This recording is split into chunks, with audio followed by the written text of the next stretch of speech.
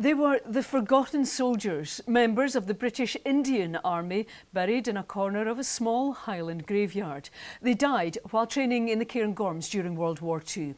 Now it's hoped a national memorial will honour them, as Nicola McCalley reports. Prayers from the Quran for the forgotten soldiers. 9 members of the British Indian Army buried in Kingussie Cemetery, thousands of miles from their homes.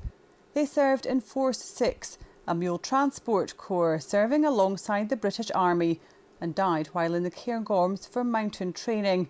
Today an interfaith service was held to commemorate them. They died supporting king and country at the time and making sure that Britain's war effort was one that was fully prepared for the challenges that lay in front of colleagues, of course many of whom, 2.5 million from the Indian subcontinent, who were involved during the Second World War. 95-year-old Isabel Macpherson has tended their graves ever since returning home after being a wren who drove ambulances during the war.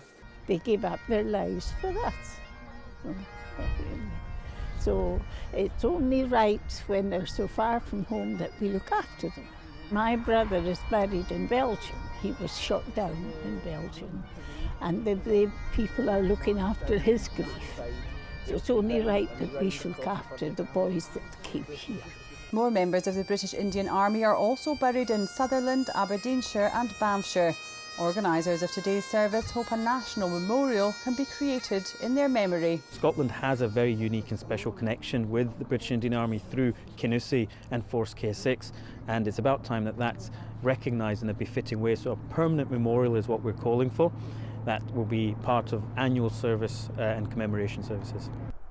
Today's service marked the sacrifice of these young men thousands of miles away from their homes.